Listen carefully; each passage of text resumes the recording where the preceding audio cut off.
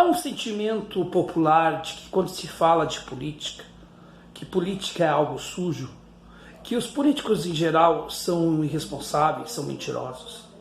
Isto se dá não é por acaso. Isso se dá por conta do chamado estelionato político eleitoral.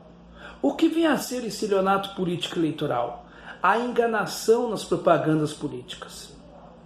O político na eleição vende soluções simples para problemas complexos.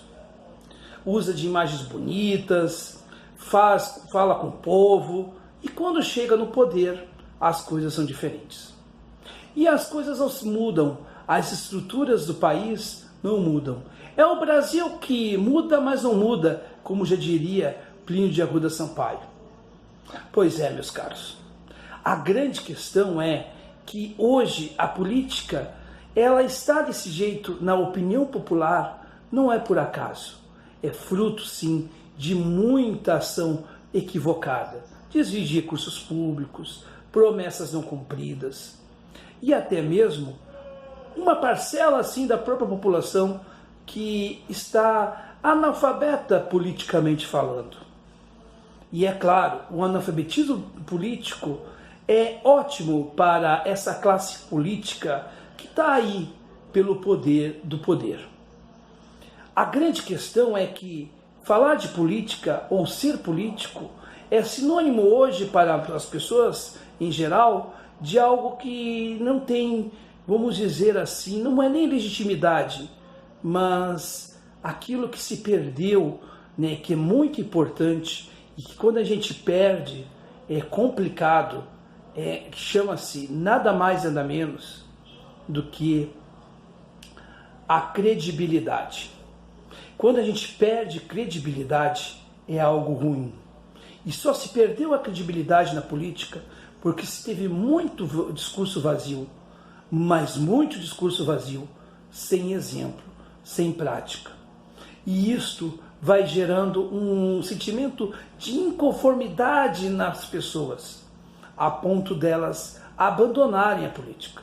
Mal elas sabem que por mais que elas queiram abandonar a política, elas estão fazendo política, elas vivem política porque política está em tudo. O problema não é exatamente os políticos em si, o problema é o nosso pensamento e a nossa falta de consciência coletiva. Ou seja, aquele cara que quer passar no ônibus sem pagar a passagem, ele também está fazendo a corrupção. Em menor escala, evidente, mas ele incentiva exatamente o comportamento desviado. Aquele que promove o culto, o sebastianismo a esse ou aquele político, também incentiva a essa classe política a ser, vamos dizer assim, desse jeito que está aí. O que nós precisamos é um debate político sobre as coisas reais do Brasil, estruturais do Brasil. E é isso que nós propomos esse canal.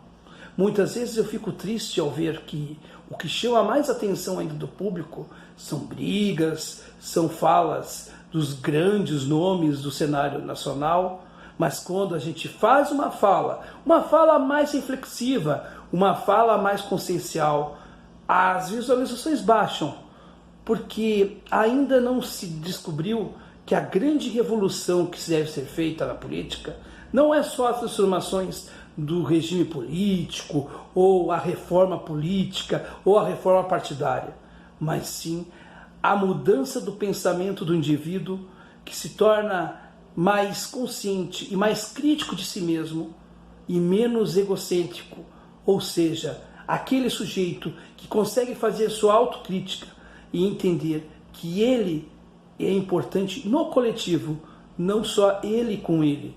O dia que deixarmos de ser